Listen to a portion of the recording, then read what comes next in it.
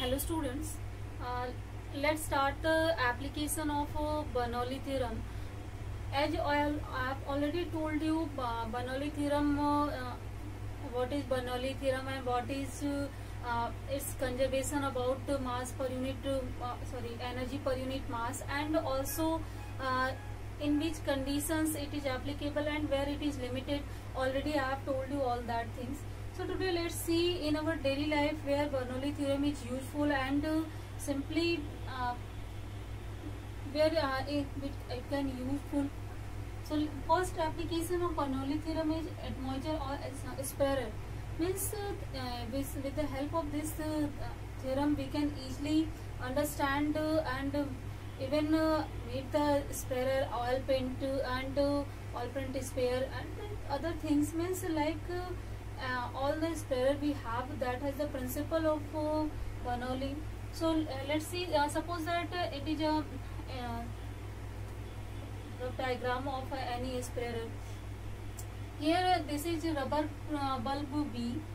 This is the tank T in which we have taken any liquid for the spraying or liquid oil, whatever you want to tell for want to take for the spray, and you can take it here.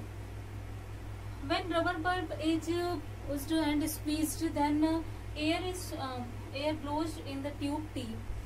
Means after squeezing the rubber bulb, air is passing in it, and air will pass with high velocity. And according to Bernoulli theorem, here there will be the creation of low pressure. Means P2 will be the region of low pressure is created. And also in this liquid surface there will be the atmospheric pressure P1 due to this height, and this P1 will be greater than this P2 due to this pressure difference. As you know that I have already told you the example of pressure energy, because at 2 points if there are pressure difference, then liquid is displaced from high pressure zone to lower pressure zone. So obviously liquid will be displaced in this direction, and finally it will rise in the tube, and after mixing with the air it will come through in the form of spray. So I think this principle simple, this is clear to you how a sprayer works. It simply works on the theorem of Bernoulli theorem, and we can understand it only by the example of simple pressure energy. Simple, if there is pressure difference, then obviously there will be some work done by this pressure on this liquid for the displacement, and due to that displacement it will rise in the tube, and finally after mixing with air it will work as sprayer. Okay, so this theorem is used in all the sprayer, you know. So I think first application is clear to you. There are a lot of applications of Bernoulli theorem, so let's see them one by one. I think first is clear too. Let's see the second application. So let's see the second application, which is lift on an aeroplane wing. Means as you have already seen that the aeroplane wings or aerofoil is made up in the shape like peculiar shape. So as means it is thicker to its heading edges and thinner to its trailing edge, and also it is more curved in the upper area than the lower. So why we made so? Let's see that as aeroplane move forward, then obviously air will blown over this wing, and due to, as you know that it will there will be more curved path for the air in the upper area, and lower will be the in the air smaller will be the lower area. Okay, so since obviously if there is a more curved path, and here the velocity of air will be high and here velocity of air will be low. So due to that according to Bernoulli theorem, you know that with velocity here will be the pressure low pressure P2, and here will be the generation of high pressure P1. So obviously here high pressure P1 is generated, and here high pressure low pressure P2 is generated, and due to this pressure difference obviously there is a displacement or shift of, again it is an example of pressure energy. So due to this pressure difference, displacement or force working on the aeroplane in the upward direction, and if this pulling is this difference is sufficient, means the force applied by this force to lift up the aeroplane is sufficient to pull the gravity, then aeroplane will lift up. So simple, only we have to create a pressure difference region, nothing much. And for that we made the shape of the wings in such a way that it is more curved in upper area and less curved in the lower area, so that in upper area velocity will be high and definitely there will be low pressure, and if in lower area velocity will be of the air will be low, and that's why here high pressure region is created. And due to that pressure difference, there will be an application of force or simple, and that force will obviously try to lift this aeroplane, and if it will be the sufficient to pull the gravity, then definitely aeroplane will lift up. So that's why you know that aeroplane suddenly aeroplane can't lift up. It is always used to run on the runway for some time. After that, when it is able to, the pressure difference created is able to pull the gravity, then it lift up. So I think this is also clear to you. We can simply understand why we have to make this shape of aeroplanes. So let's see some more applications. So the third application is blowing off of the roofs during storms. As you have seen that during storms or cyclones, basically roofs of any hut or tinned roofs are blown off. So why they are blown off without even hurting the walls of the home, only the roof is blown off. So how this can be possible? So let's see, suppose that this is a hut, and obviously during a storm you know that the velocity of air will be high, and if velocity will be high, then pressure here created is low. And obviously in inside the house, if since there is not any flow of air, then definitely there will be the region of high pressure. So due to this pressure difference, again low pressure, high pressure, and this pressure difference, a vertical force will be acting on that simple will be act, and due to that vertical force, if it will be sufficient to pull the gravity, then hut or roofs of hut or tin roof will blown off. Simple, it's very clear that only there, if there will be pressure difference created, then due to that pressure difference there will be some displacement, there will be an application of force from high pressure to low pressure region, and definitely due to that force, and if that force is sufficient to overcome this gravity, then definitely that will blown off. So I think this is simply clear to you, where we can use Bernoulli theorem to understand other things. Let's see Magnus effect. What is the Magnus effect also, and how can we explain this by using Bernoulli theorem? So see, let's see the next application, which is Magnus effect. It is also known as spinning of a ball effect. So that if any ball is spinning, and due to that spinning, actually air started to flow in concentric circles around it. But if ball is spinning and moving in forward direction, then due to that the direction of flow of air will be like this.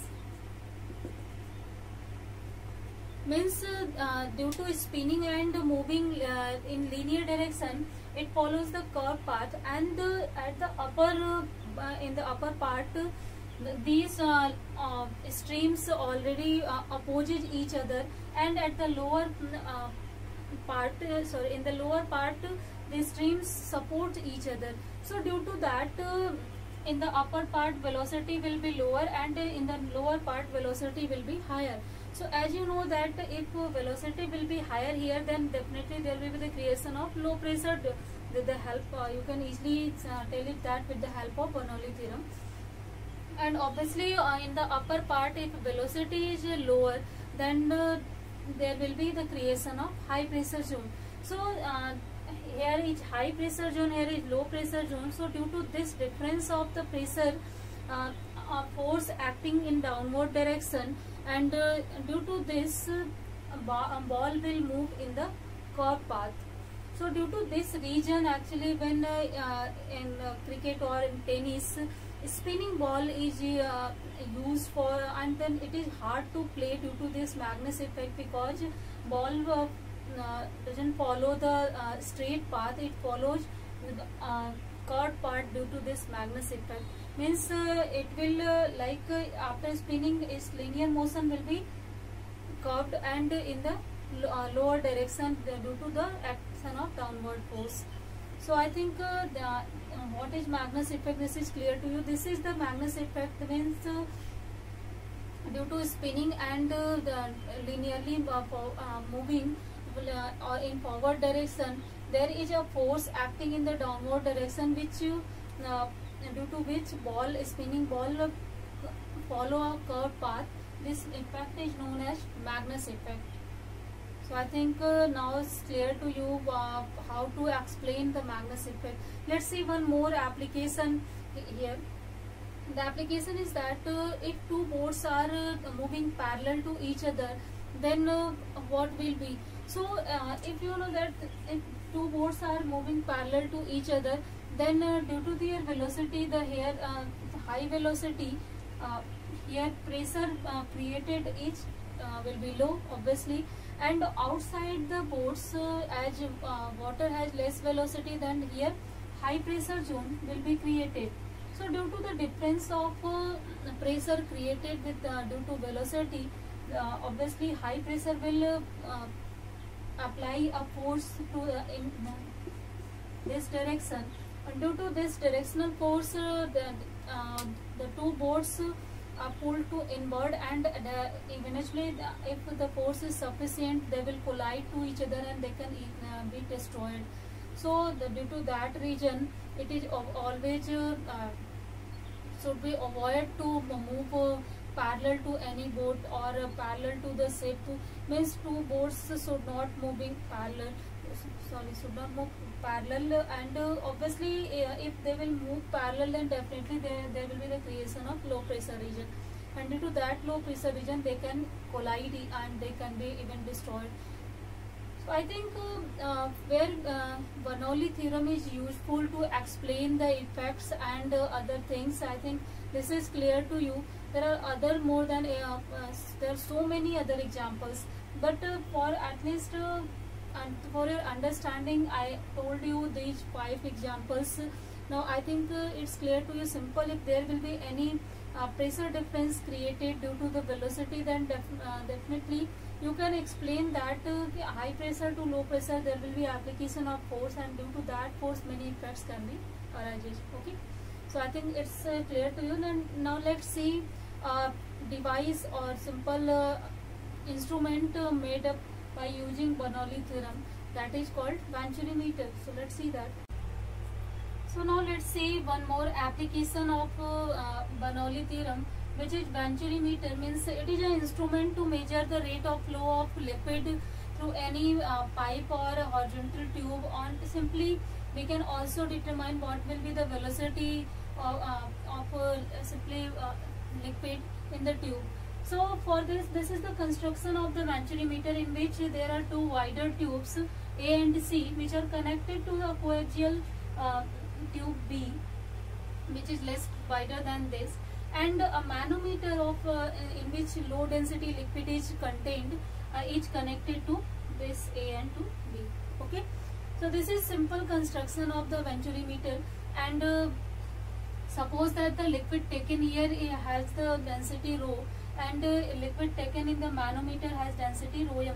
Actually here we have to take at least different density and low density, so that it cannot be mixed to this liquid easily. Okay, and so prevent the mixing of the liquid, we have to take it as low density. So I think this is now clear to you. What simple. So So let's see how to calculate, how to measure the what will be the rate of flow of liquid through this horizontal tube. So for this, as you know that from the equation of continuity, we can easily calculate what is the rate of flow of liquid. It means that amount of liquid per second passing through this and simple or entering leaving to it. So it means amount of liquid entering through this tube. So what will be that amount? You can easily calculate it or easily know it by the help of equation of continuity. Suppose it at A, velocity of liquid is V1 and the cross sectional area is here A1, pressure is P1, and at B it is A2, B2 and P2. So I think in this section you have no problem. Now let's see rate of flow of liquid. That will be V equal to A1 V1 equal to A2 V2. Already this is from the equation of continuity. We can easily calculate A1 by A2 from here also, this one. This will help us in the next I think calculation. As you know that simply, since it is voider, and you know that for the larger cross sectional area, from the equation of continuity, velocity will be lower here, and in lower cross sectional area velocity will be higher. So due to higher velocity there will be low pressure region, and due to lower velocity there will be high pressure region. This is the you know that this is by Bernoulli theorem. So definitely if there is a region of high pressure and there is a region of low pressure, then due to this pressure difference, obviously you know that if there will be created pressure difference, then liquid will be displaced or a force will act in this direction and the liquid will push to move in this direction. So I think this is simply clear to you, there is no problem. And due to that pressure difference, the liquid in the manometer will be pushed in this direction, and due to it attains a height h. So we have to measure this height for the next calculation. So I think simply what is the use of Bernoulli theorem in it, that is clear to you. That is very simple. As the shape of tube is wider here, the shape of tube is narrow here. So due to wider tube, cross sectional area will be greater, and if cross sectional area will be greater, then the velocity of fluid here will be smaller definitely. So I think in this section you have no problem. From the equation of continuity easily we can tell it that. And for the narrow tube, since the cross sectional area is smaller, then definitely velocity will be higher here. Due to this, you know that from Bernoulli principle you can also predict that simply if velocity will be lower, then definitely pressure here will be high, and if velocity is here greater or higher velocity, then definitely pressure will be low here. So due to high pressure and low pressure region, there is created a pressure difference is created, and definitely as you have pressure difference, then this pressure difference will create a net work done, or there will be application of force from the direction of high pressure to low pressure region. Due to that, the liquid will be pushed in the forward direction, and also the manometer connected to it, the liquid is pushed in this direction, and it will attain a height h. So I think this concept is now clear to you, where the Bernoulli theorem is used in this instrument, venturimeter.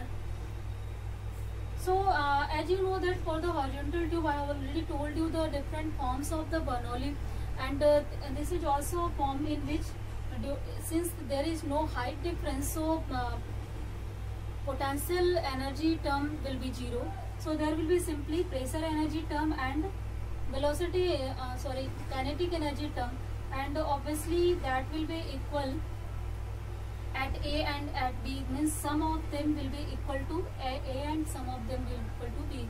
Means static pressure plus dynamic pressure, simply here it will be equal to static pressure and dynamic pressure here. So static energy and dynamic energy actually. So I think I don't have to again explain you what is the Bernoulli principle, because I have already told you many times simply that at every point the sum of these two will be equal.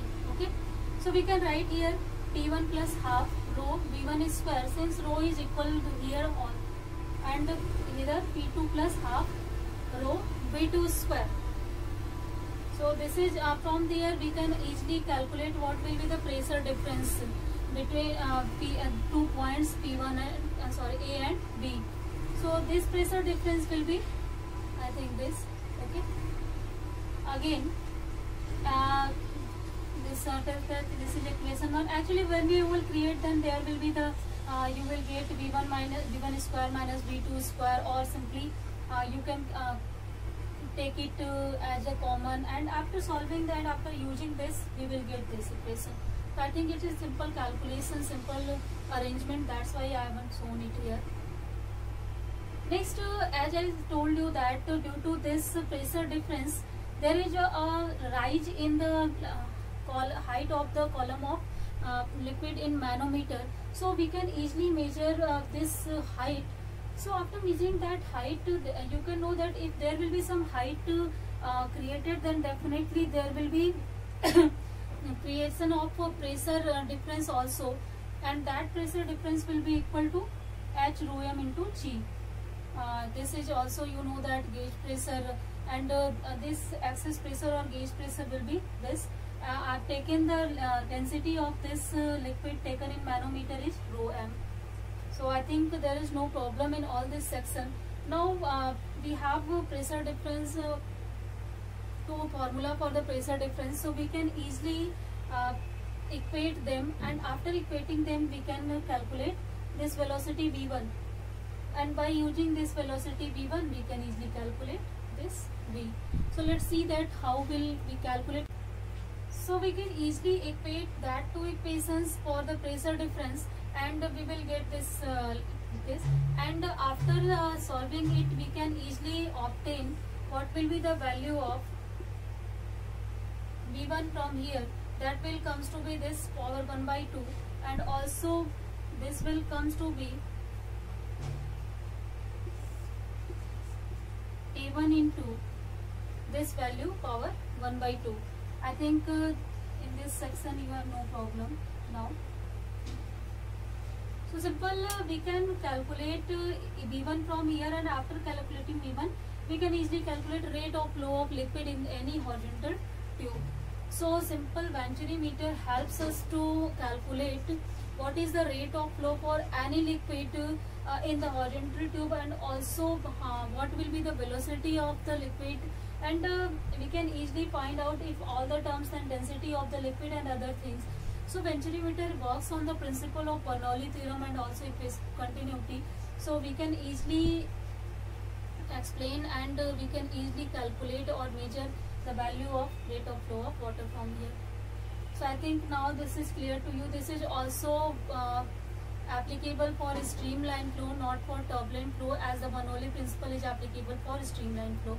So this application is I think now clear to you. I have already told you so many applications of Bernoulli theorem. So I think all that applications are clear to you. Only in all application one thing is common. If anywhere there is a creation of pressure difference, then definitely due to that pressure difference there will be an application of force from the direction will be from high pressure to low pressure region, and due to that force many effects or other things can be calculated or arises. So I've already told you so many examples for that. So if all these things are clear to you, now let's see another thing. Now let's see what is the Torricelli theorem. According to this theorem, firstly see the statement of the theorem. If there is any narrow hole in the any vessel, then the velocity with which efflux, or simple you can say it, the velocity with which flow of liquid is flowing out in outward direction, that velocity will be equal to the velocity of free falling body from the height just as the depth of the hole from the space. Simple means if here any body is here is any body from this height h dash, then if it is going in free fall, then in free fall the velocity it will attain, the same velocity will be equal to the velocity of efflux if it is at the as height from here, and obviously, so this is the statement of Torricelli simple, that if we want to calculate or measure the velocity of efflux from any orifice or narrow hole created in the vessel, then that velocity will be equal to simply the velocity of free falling body from that height, and that height will be equal to the depth of this point below the liquid surface. Simple. So we can easily calculate this velocity from using the equation of motion, and simple for the equation of motion using for the free falling body.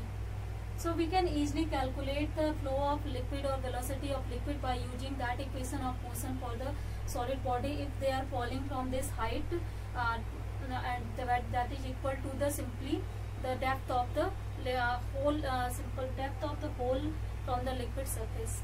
So this is the Torricelli experiment, Torricelli theorem, that helps us to calculate in very easy way what will be the velocity of efflux from any narrow hole. Okay.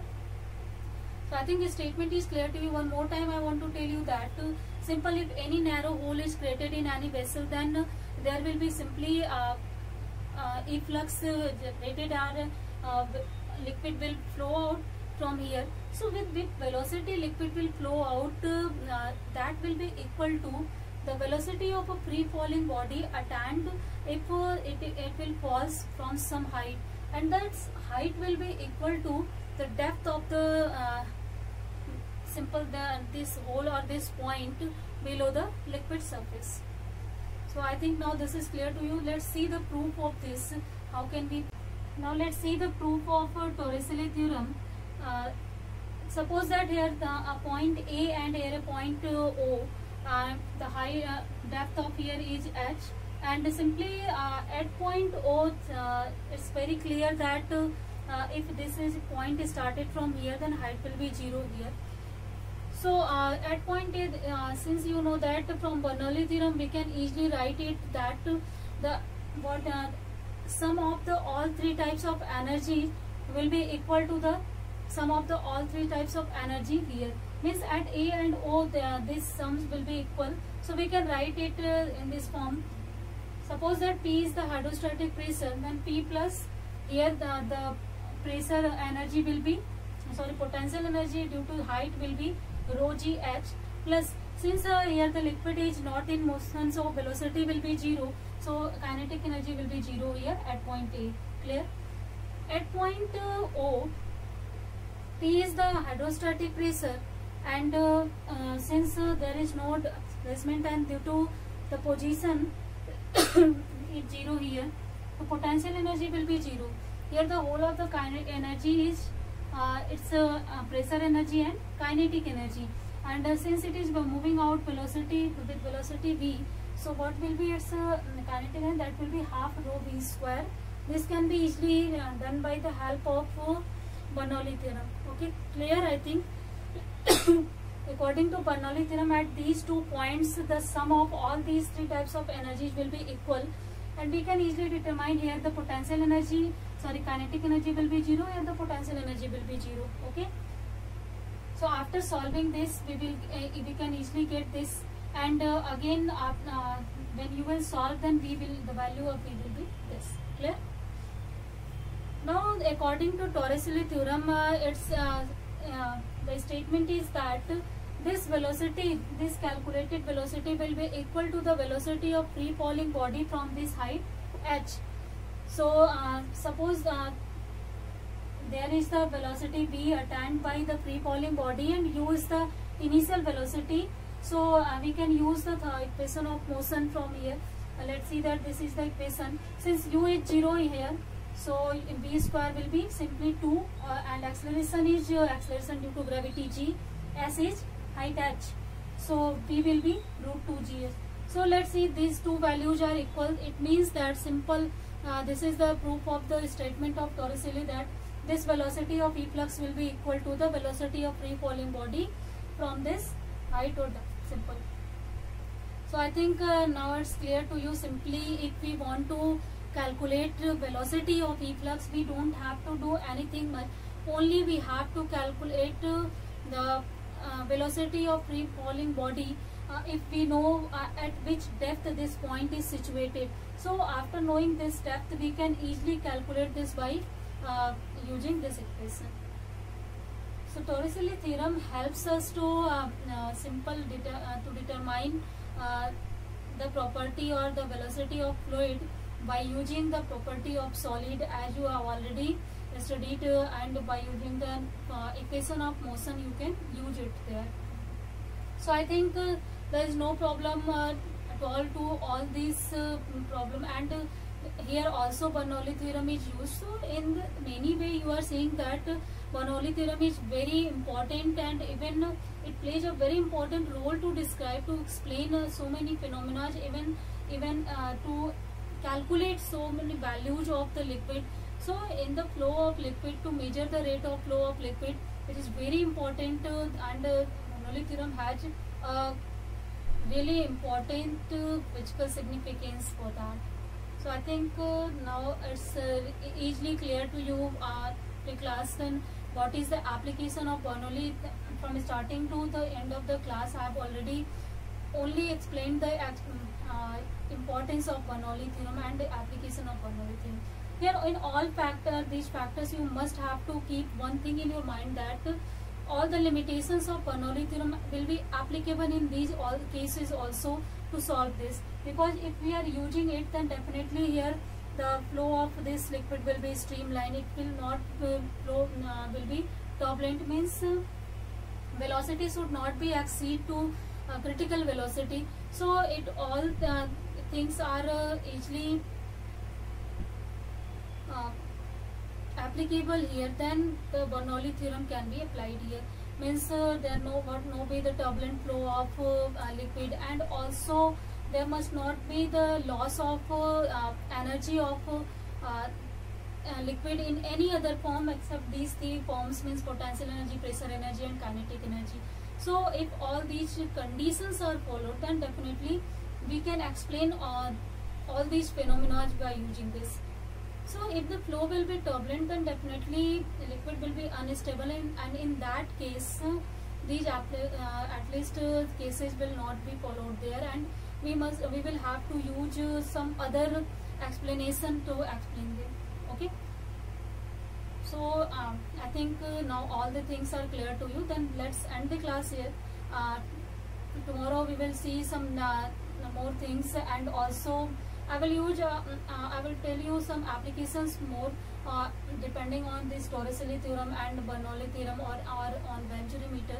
After that I will start surface tension. So let's